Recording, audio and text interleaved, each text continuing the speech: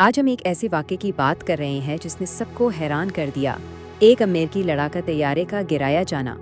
لیکن اس ایک کامیابی کے پیچھے ایران کی فوجی صلاحیتوں کی ایک بہت ہی پیچیدہ اور طے در طے حقیقت چھپی ہوئی ہے۔ بات ہے 3 اپریل 2026 کی۔ ایک امریکی F-15E اسٹرائک ایگل طیارہ ایران کے اندر بہت گہرائی میں مار گرایا جاتا ہے۔ یہ ایک ایسا واقعہ تھا جس نے جیسے سب کچھ بدل کر رکھ دیا۔ اور جیسے ہی یہ خبر سامنے آئی، ایران کے خاتم الانبیاء جوائنٹ ملٹری کمانڈ نے فوراً اور بڑے فخر سے یہ اعلان کیا کہ یہ کارنامہ ان کے اپنے بنائے ہوئے ایک بالکل نئے ایئر ڈیفنس سسٹم نے انجام دیا ہے۔ لیکن اس ایک کامیابی کی قیمت بہت بھاری پڑی۔ امریکہ نے اپنے پائلٹس کو بچانے کے لیے جو سرچ اینڈ ریسکیو آپریشن کیا، اس پر آنے والا خرچ ناقابل یقین تھا، $250 ملین سے بھی زیادہ۔ صرف 48 گھنٹے کے اس ریسکیو مشن میں امریکہ کو کتنا نقصان ہوا، ذرا یہ دیکھیں۔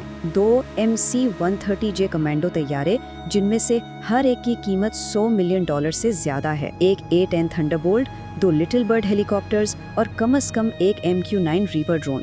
تو سوچیں، ایک ایرانی میزائل کے جواب میں یہ کتنی بڑی قیمت تھی۔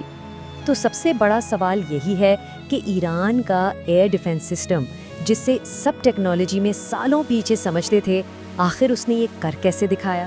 یہی وہ پہیلی ہے جسے آج ہم سمجھنے کی کوشش کریں گے۔ حیران کن طور پر 2026 کی اس کامیابی کو سمجھنے کے لیے ہمیں وقت میں تھوڑا پیچھے جانا پڑے گا، صرف 10 مہینے پہلے، جب ایران کے فضائی دفاع کو ایک بہت بڑی تباہ کن ناکامی کا سامنا کرنا پڑا تھا۔ تو آئیے دیکھتے ہیں کہ اس وقت اصل میں ہوا کیا تھا۔ جی، ہم بات کر رہے ہیں جون 2025 کی اس 12 روزہ جنگ کی، جس نے ایران کی ایک بہت گہری کمزوری کو پوری دنیا کے سامنے لا کر رکھ دیا تھا۔ تو ہوا یہ کہ جون 2025 میں اسرائیل کے ساتھ ایک جھڑپ کے دوران ایران کا پورا انٹیگریٹڈ ایئر ڈیفنس سسٹم، یعنی مربوط فضائی دفاعی نظام، تقریباً مکمل طور پر تباہ ہو گیا۔ یہ اتنی بڑی تباہی تھی کہ اس کے بعد 2026 والی کامیابی اور بھی زیادہ حیران کن لگتی ہے۔ اور یہ تباہی کتنی بڑی تھی، اس کا اندازہ ان اعداد و شمار سے لگائیے۔ 80 سے زیادہ میزائل بیٹریاں ناکارہ ہو گئیں، 120 سے زیادہ لانچ پلیٹ فارمز تباہ کر دیے گئے۔ لیکن سب سے چونکا دینے والی بات، ایران ایک بھی اسرائیلی جیٹ کو مار گرانے میں کامیاب نہیں ہوا، ایک بھی نہیں۔ اچھا، اب اس ناکامی میں ایک اور دلچسپ پہلو بھی ہے۔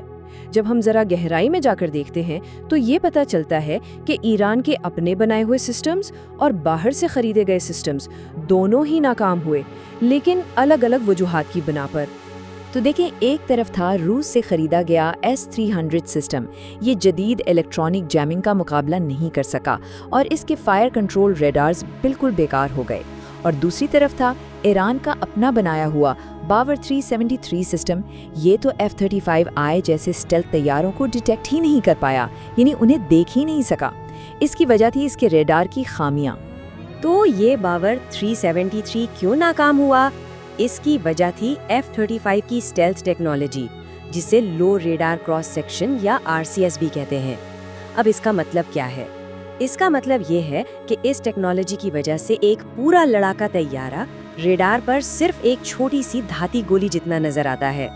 اب خود سوچیں، اتنی چھوٹی چیز کو پکڑنا کتنا مشکل بلکہ تقریباً ناممکن ہو جاتا ہے۔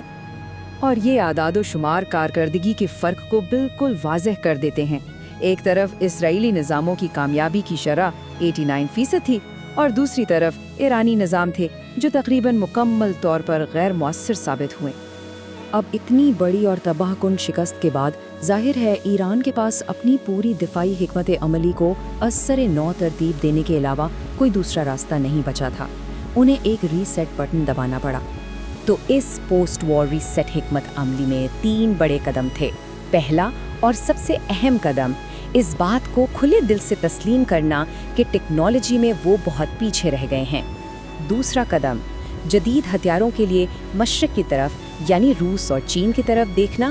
اور تیسرا، اپنی دفاعی صلاحیت کو دوبارہ کھڑا کرنے کے لیے ایک ہنگامی بنیادوں پر خریداری کی مہم شروع کرنا۔ اور اس خریداری کی فہرست میں کیا کیا تھا؟ روس سے جدید ترین S-400 ایئر ڈیفنس سسٹم، ساتھ ہی Su-35 جیسے لڑاکا طیارے، اور اسٹیلتھ طیاروں کا توڑ کرنے کے لیے چین سے JY-26 جیسے ایڈوانسڈ ارلی وارننگ ریڈارز، यानी हर वो चीज़ जो उनकी कमज़ोरियों को दूर कर सके। देखें, Su-35 जैसे तैयारों का मिलना बिलाशुबा ईरान की पुरानी फिज़ाइया के लिए एक बहुत बड़ा कदम है। लेकिन बात सिर्फ जहाज़ खरीदने पर ख़त्म नहीं होती। असल चैलेंज तो अब शुरू होता है। इन नए और पेचीदा तैयारों को मुकम्मल तौर पर ऑपरेशनल करने और पायलट्स को उन पर ट्रेन करने में कई साल लग जाते हैं। तो अब हम आखिरी और सबसे अहम सवाल की तरफ आते हैं। क्या इन तमाम नए हथियारों की खरीदारी से ईरान ने वो टेक्नोलॉजी का फ़र्क ख़त्म कर दिया है, या ये सब सिर्फ एक वक्ती बंदोबस्त है? क्योंकि हकीकत ये है कि सिर्फ नया सामान खरीद लेना मसले का हल नहीं होता। ईरान के सामने अब भी बहुत बड़े चैलेंजेस हैं, जैसे कि रूस, चीन और अपने पुराने अमरीकी और मकामी सिस्टम्स को आपस में जोड़कर एक मुअस्सर निज़ाम बनाना। पायलट्स को नए जहाज़ों पर ट्रेन करने के लिए सालों की ट्रेनिंग और नए लॉजिस्टिक्स की ज़रूरत है, और ये भी कि नया फ्लीट अभी इतना बड़ा नहीं है कि वो अमेरिका और इजराइल की फ़िज़ाई बर्तरी का मुकाबला कर सके। और यही चीज़ हमें इस पूरी बहस के मरकज़ी सवाल पर वापस ले आती है।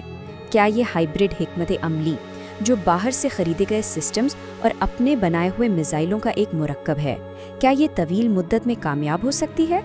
क्योंकि तमाम नए लड़ाका तैयारों और जदीद रडार्स के बावजूद ज़मीनी हकीकत यही है कि कम से कम अभी के लिए ईरान की दिफाई ताकत का सबसे मौसर सुतून उसके अपने बनाए हुए बैलिस्टिक मिसाइल ही हैं। और इसका मतलब ये निकलता है कि 2026 में वो जो एक अमेरिकी जेट मार गिराया गया था, वो शायद एक नई हकीकत का आगाज़ नहीं, बल्कि एक महंगी और गैर मामूली कामयाबी थी।